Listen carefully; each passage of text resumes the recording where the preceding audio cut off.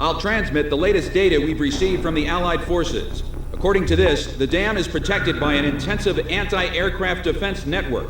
To deal with this, the Allied squadron will draw anti-aircraft fire to itself in the skies. Meanwhile, GOM team will join the Allied squad's Avalon Dam strike team and approach the target at low altitude through the canyon. That's the only way we stand a chance at succeeding. If you destroy the V-2 launch control facility, you should be able to stop the weapon from being fired. The V-2 will probably be equipped with a nuclear warhead. The destruction caused by its single warhead will most likely dwarf the damage inflicted by that tactical nuclear attack before. All the Allied forces will be mobilized for this full-scale operation. It seems this war doesn't want to come to an end. We must stop the V-2 launch. Hurry!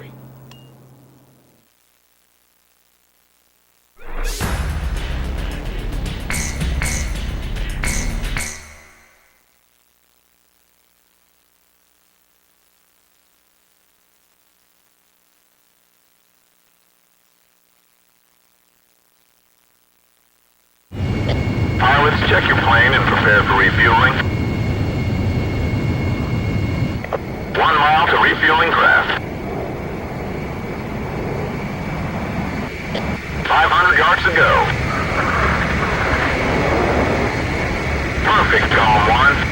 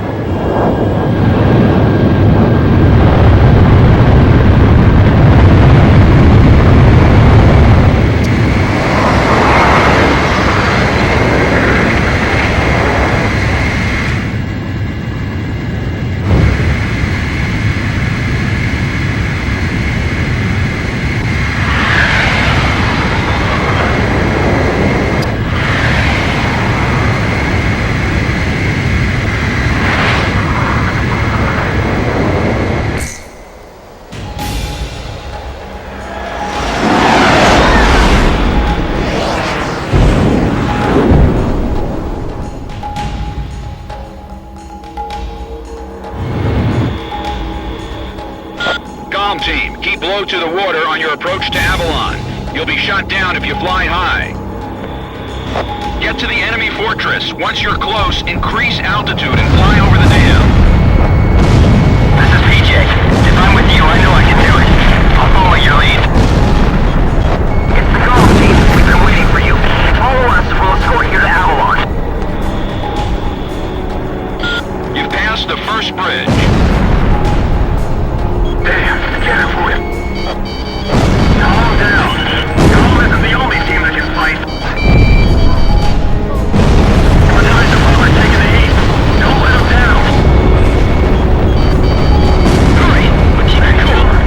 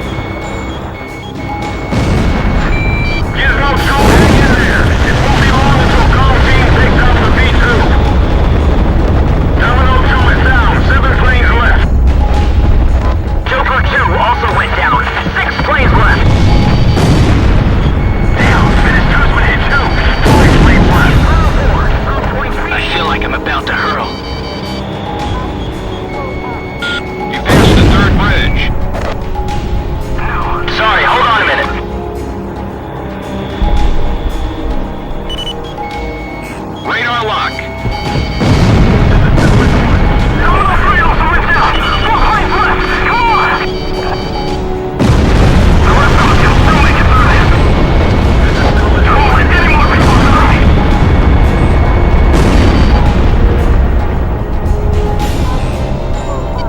He's coming. The Demon Lord is coming here. Sorry, hold on a minute. Those fighters on their way to the round table will apparently shut down. Negative. I'm sorry. Stay on alert. We have to stop them somehow.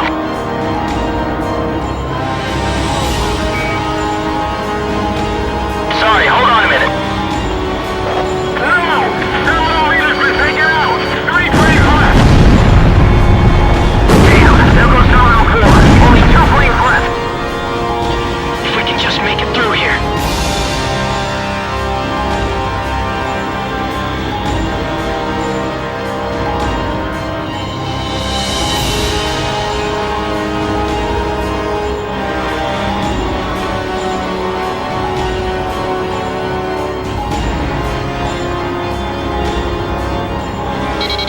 Two planes are through! Who made it through? Gone? All planes, Charlie, attack above. Call team will handle the V2. We're gonna stop it no matter what. I never want to see that Baron land again.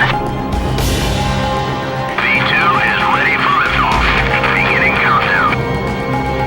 5 minutes to V2 launch. Take out the launch control devices before barriers close up and cover their facilities. There are 3 launch control devices positioned at the base of the dam. Destroy them all.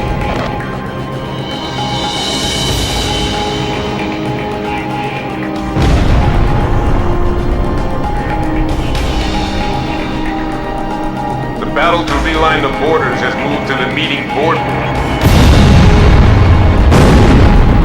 Those lines will give birth to new conflict. Rising above countries and armies, our world with no boundaries will become one. For the ideal, for the people.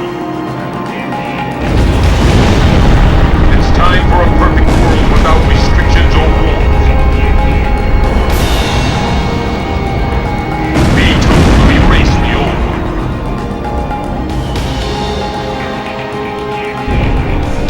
He's flying with a sense of justice. Soon when Avalon is all about.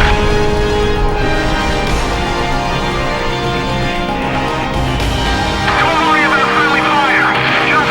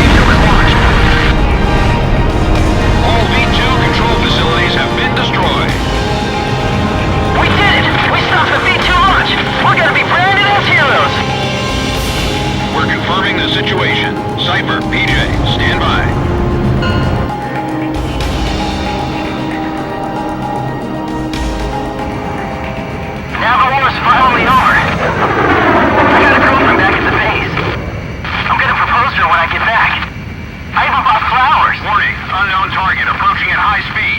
Brake! Ah! Dang it!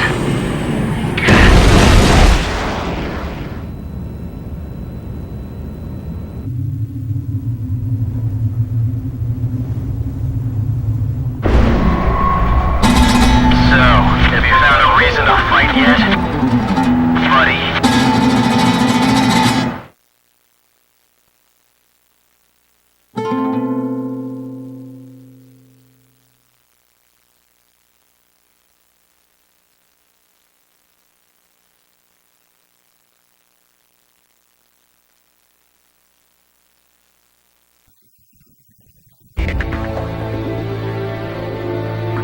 Confirmed reactivation of nuclear silo. GOM team, continue your mission. Engage.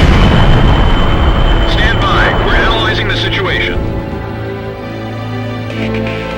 Here comes the snow. Shoot down the enemy. I'll run a plane analysis and fill you in ASAP.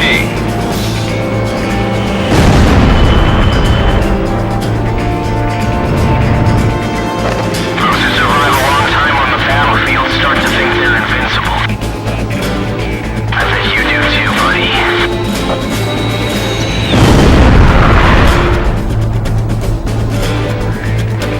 Phase 1 analysis complete. Transmission from enemy craft detected. He's controlling the V2 launch.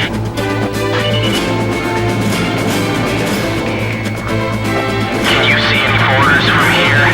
What is borders giving us? We're going to start over from scratch. That's what V2 is for.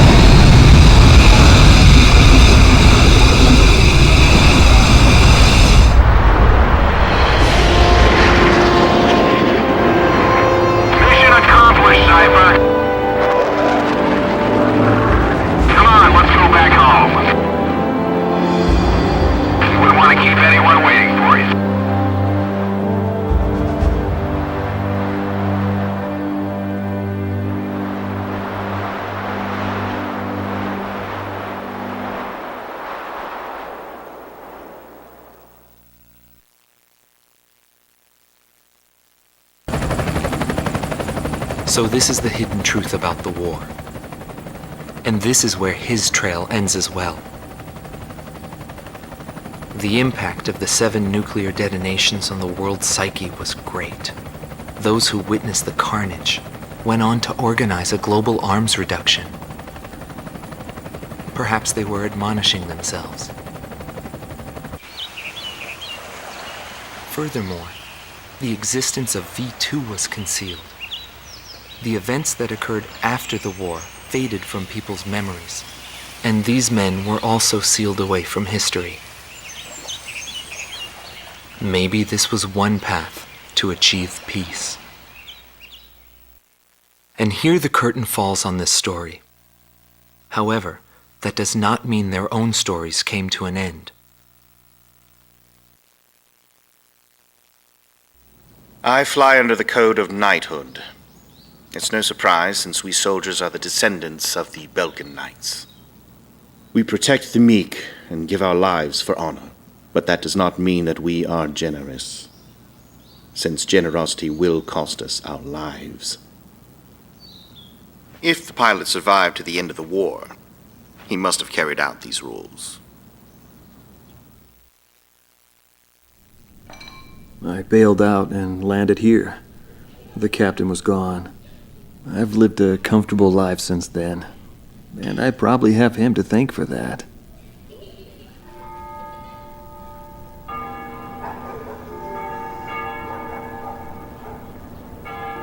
They ring the bells here at dusk to honor the liberation of the capital. It signals peace, but to me, they are the sounds of death.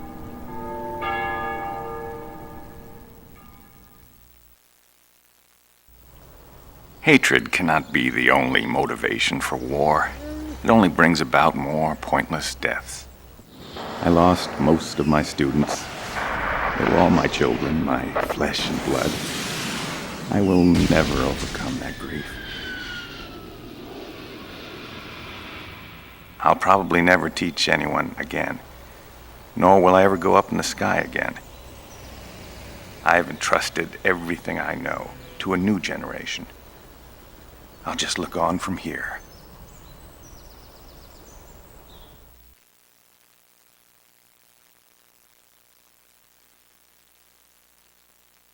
Marcela Vasquez, the Espada Team's number 2 and former member of the Sapan Air Force, 9th Air and Land Division, 11th Tactical Fighter Squadron. She is thought to be a survivor of the coup d'etat squadron. She currently earns a living as a dancer. If the Demon Lord hadn't appeared, our lives might have been different. For me, it wasn't about flying or ideals. Most of all, it was about him, my flight lead. Our mission was to escort the heavy command cruiser that was to act as transportation for the organization. And the Demon Lord appeared, as if to block our path. I will never forget his overwhelming power. One by one, my comrades were shot down, and then the mother bird we were supposed to protect. We survived after the fight. We left our organization and returned to the ground together. But those whose hearts are in the sky will always return to the sky. He was one of them, and so he left, even though his wounds had yet to heal, and he died there, never to return to me. But I don't blame anyone. The regret and suffering that remained after that battle were also what he had given me. They're among the precious few things he left behind.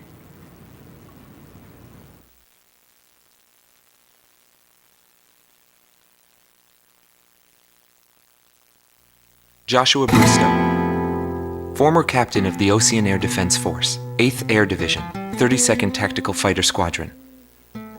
His actions during the Belkan War are surrounded in mystery, and he is rumored to be one of the founders of a world with no boundaries.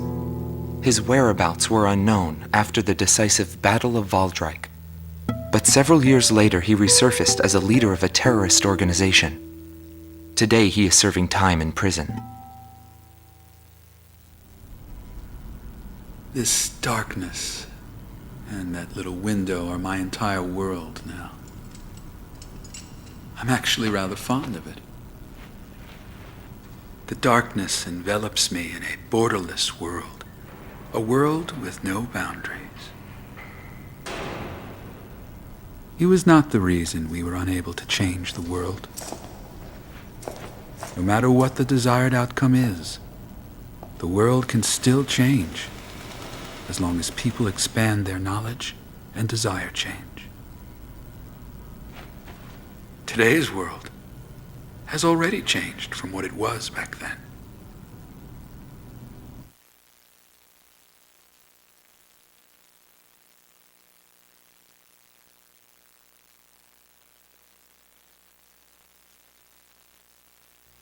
Larry Fink, also known as Solo Wing Pixie. GALM Team's number 2, and member of the Ustio Air Force, 6th Air Division, 66th Air Force Unit. That's right. This man was his buddy, and his enemy. I should have died that day, but I didn't. I dragged my wounded body and reached ground zero of the nuclear detonations. A barren, empty land. I felt an unbearable sadness when I witnessed that landscape. There were still people living there. They were the ones that saved me. It may be true that the world has no need of borders, but would getting rid of them really change anything? The world won't change for the better unless we trust people. Trust is vital in a peaceful world. But that will never happen. I'm still on the battlefield. Right now I'm near a border. I want to see for myself what borders really mean, and what their volition really is. I may not find what I'm looking for, but I still want to try. Anyway, that's what I've come to believe, and I think that's enough. Will he see this video? If you do meet him, give him a message for me. Yo, buddy. Still alive? And thanks, friend. See you again. The Demon Lord of the Round Table. A warrior who soared through the Belkan War, inspiring both fear and admiration. His presence filled the skies for but a few short months before he disappeared. Apart from that, nothing is known about him. I was never able to find out what kind of a person he really was. But whenever they talked about him, they always had a slight smile on their faces. That, perhaps, may be my answer.